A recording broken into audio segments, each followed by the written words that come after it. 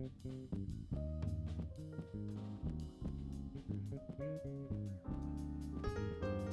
a la musiquita. Oiga bien, todos nosotros escuchamos sobre una posible guerra entre Estados Unidos y Corea, pero la gente se pregunta ¿de dónde viene esto? ¿Qué es lo que está pasando? Porque muchas veces la población o el mundo no está informado de lo que está pasando, porque la gente muchas veces abre los periódicos y se va al espectáculo o se va a los cines, pero no se va a la parte más interesante que tiene el mundo, que es la parte económica, que es la que domina y la que dice lo que hay y lo que no hay.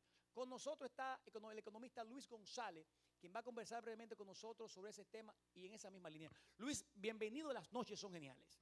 Gracias Joel por la invitación. Definitivamente lo que he podido ver es que ustedes sí saben llevar las noches geniales, no solamente a la República Dominicana, sino al mundo que les sigue a través de la internet en los Estados Unidos. Definitivamente que los felicito a ti y a todo el elenco. Fuerte, mucho el aplauso, fuerte. Sí.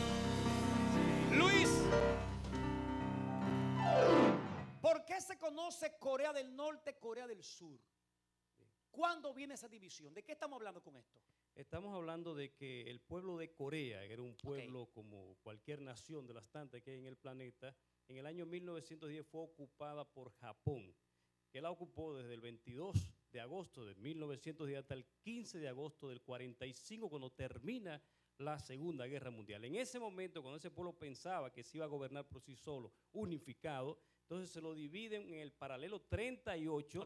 Estados Unidos, que estaba de un lado, había ganado la Segunda Guerra Mundial por un lado, por la Unión Soviética también. Entonces al norte del paralelo 38, Unión Soviética, y al sur Estados Unidos. Y en ese momento comienza la división de ese pueblo. Por eso se habla de Corea del Norte al norte del paralelo 38 y Corea del Sur al sur de ese paralelo. Son dos, es un mismo pueblo, una misma nación, un mismo grupo humano que se dividió, que lo dividieron dos pueblos que no le preguntaron a ellos si querían dividirse, lo dividieron después de la Segunda Guerra Mundial, claro, con dos modos de ver la vida y la economía, que es el tema que tú le has planteado. Si analizamos Corea del Norte y Corea del Sur, ¿cuál de los dos es más fuerte a nivel económico? Definitivamente Corea del Sur es una potencia en el planeta. Corea del Sur y Corea del Norte comenzaron igual, -0, en negativo. Y en este momento Corea del Sur es una de las principales potencias del mundo en ascenso, en crecimiento, mientras que Corea del Norte se quedó atrás. Se está quedando totalmente atrás. Es uno de los países más pobres del mundo, enfocado solamente en señalar a Estados Unidos como el responsable de sus problemas. Ese es el principal problema de Corea del Norte, creer que Estados Unidos es su problema. Y esa no es la verdad. El mundo ha cambiado. A Estados Unidos ni siquiera le interesa ocupar la península de Corea. ¿Tú me quieres decir, ni hace nada con eso. Entonces, Luis, ¿tú me quieres decir que los países que enfrentan a Estados Unidos se quedan en pobreza? No necesariamente, no. Ese es el caso de esa Corea, que se ha enfocado en eso, porque hay otros que en un momento determinado enfrentaron a Estados Unidos o son todavía hoy de ideología y de economía diferente. Es el caso de Vietnam. Vietnam tuvo una guerra con Estados Unidos y todos los estadounidenses saben lo que significó. Sin embargo, Vietnam está en ascenso económico porque ha entendido esa combinación. Y China, que es el mejor ejemplo de todos, que tiene un socialismo con peculiaridades chinas. O sea, tiene una forma de ver la economía y la política diferente de Estados Unidos. En un momento estuvieron dispersos, sin embargo, aprendió de Estados Unidos, no adoptó, sino adaptó lo que aprendió de Estados Unidos. De manera que no es, en lo que tú planteas, no es de manera general, absoluta. Pero o sea, puede pasar, en el caso de Corea del Norte es la realidad. O sea, han visto en Estados Unidos un enemigo cuando realmente el enemigo lo tienen dentro, que es esa trilogía, esos tres líderes que han tenido, Kim Il-sung, el primero, Kim Jong-il, el segundo, y el actual, un joven de 30 años. Añitos. Acaba de cumplir 30 años el 8 de enero. Nació el 8 de enero del 83 y apenas cumple 30 años, y esa es la razón de la crisis. Es justo, Luis, que un joven de 30 años tenga en sus manos la seguridad del mundo, puede decirse así. Bueno, las grandes civilizaciones siempre han creído en la senectud, luego de tú haber aprendido, de tener experiencia, de que no te inmutan las cosas, de que ya viviste, incluso de que el hedonismo, el deseo del placer y todo eso ya tú lo has superado, entonces tú diriges las naciones. Pero en el caso de estas sociedades que son por herencia, él señaló a su hijo, el menor, incluso el que debía ser el líder era uno mayor. Uno mayor, correcto. Pero ese mayor tuvo problemas incluso con un pasaporte dominicano, pero eso es otro tema. En toda parte que estamos. Exacto, entonces es otro tema, Kim Jong-nam, que es un líder ahí un segundo, pero este joven fue el que quedó. Y es lamentable porque lo que está pasando, Joel, con el caso de Corea del Norte, es que este joven llegó en diciembre del 2011, no ha podido hacer nada por su pueblo, sigue la pobreza y él lo que está haciendo entonces lo que está haciendo es viendo el problema afuera, generando un problema externo para buscar el apoyo interno. Si analizamos, Luis, el escenario, cambiamos el escenario, de repente se empieza una guerra entre Corea y Estados Unidos. ¿Cuál es verdaderamente el afecto que nos va a hacer nosotros? Es una guerra directa con ellos, que ellos tengan. ¿Y qué va a pasar con nuestra comunidad en Estados Unidos? Va a afectar a todo el planeta. En el año 1964, sí se produce. ¿No está como fuerte eso? Pero no creo que se va a producir. Eso es yo creo en la sensatez. Okay. Pero en el año 64, McLuhan habló de la llamada aldea global. Hoy más que nunca vivimos una aldea global. Cualquier situación, incluso el llamado efecto mariposa en el medio ambiente, se da en todo, en lo económico, en la geopolítica. Si se produce una guerra allá en la península de Corea, va a afectar a la República Dominicana y todos los países del planeta, porque va a influir la economía de una u otra manera. Esa es la zona del planeta de mayor crecimiento, Joel.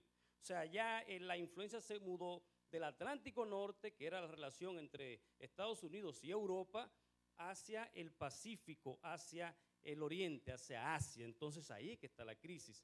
Esperemos que no se produzca nada, que la sensatez prime, porque lo que está buscando este joven es llamar la atención para negociar desde una posición de fuerza. Él lo que está haciendo es eso, diciendo tengo poder, tengo la posibilidad de llegar a la base de Estados Unidos en el Pacífico, de llegar a Corea del Sur, de llegar a cualquier lugar, a Japón incluso, que no lo ven bien los coreanos del norte, para poder negociar desde una posición de fuerza. La pregunta esta noche sería tan interesante. Estados Unidos, los dominicanos se preguntan mucho cuando están en momentos de guerra. La gente se asusta, la gente dice, eso me va a afectar directo, yo no voy a mandar. ¿Qué se puede hacer? ¿Qué la gente puede hacer para entender que algo que puede cambiar? Sí, el estadounidense que esté tranquilo, porque yo creo que hemos pasado una época de mayor sensatez.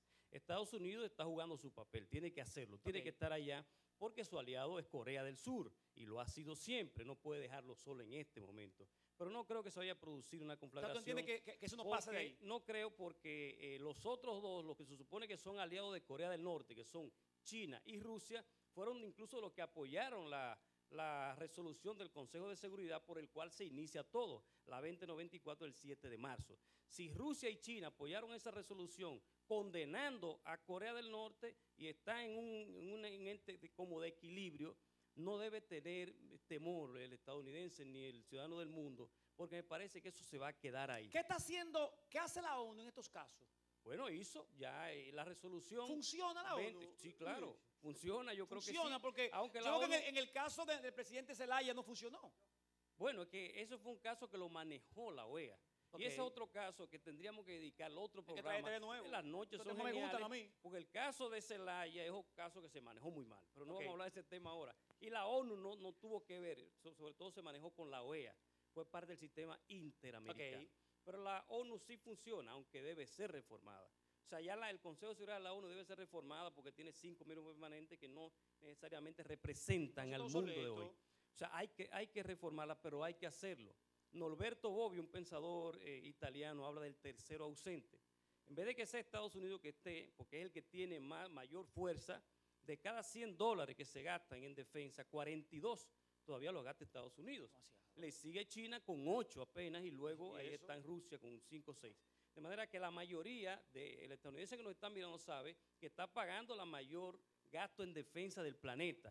Ese gasto en defensa debe transferirse a una ONU que funcione para que cualquier miembro de la comunidad internacional que como Corea del Norte traiga problemas para la paz mundial, entonces en vez de ser Estados Unidos, que sea esa ONU que funcione. Finalmente, Luis, ya cambiando un poquito el tema, porque este tema es bien amplio. La gente, nosotros escuchamos siempre un informe que da el Banco Central de unos números fríos sobre un crecimiento económico. Y la gente dice, pero ¿cómo es que el país creció 2 puntos tanto, 3 puntos tanto, 4 puntos tanto, cuando yo gano lo mismo y sigo en mal y no veo ningún crecimiento? ¿A qué se debe esto? ¿Cómo se identifica esto? Bueno, es que si un país tiene que crecer de manera sostenida por un tiempo de 30, 40 años. Por ejemplo, China, ahora que el pueblo chino está percibiendo ese crecimiento que comenzó en el 78. O sea, que yo no tengo esperanza de ver ese crecimiento. Tiene 32 años creciendo con un promedio de 10%, no 3 ni 4, 10%, y ahora el pueblo chino está viendo. Claro, poco a poco se va viendo porque hay mejorías. Muchos de los que nos están mirando ha tenido mejorías, pero como vivimos en una ciudad consumista donde salen los carros nuevos y los televisores, incluso los celulares que y que ustedes en las noches son geniales le ponen recarga, le ponen la carga. Entonces la gente quiere el mejor celular. Si gana 6,000 pesos y el celular cuesta 20, pues ya es un problema para él, pero es un problema indirecto. O sea, que lo que en otras palabras tenemos que concientizar a la gente. Definitivamente. Que la gente entienda que lo que usted gana debe de saber administrar. Ahora, definitivamente en la República Dominicana podemos crecer más, podemos transferir mayor beneficios al pueblo dominicano. Con tanto político, yo no a politiquizar este diálogo. Luis, gracias por estar con nosotros. Gracias a Tenemos que ustedes. traer a Luis nuevamente, Elizabeth, para debatir un poquito más, porque me gustan estos temas, que la gente, traerle luz a la gente en oscuridad. Así que esté tranquilo, que ahí no va a pasar nada. Hay un muchachito de 30 años haciendo bulla para que lo vean como pasa aquí. Gracias, Luis. En la parte lateral está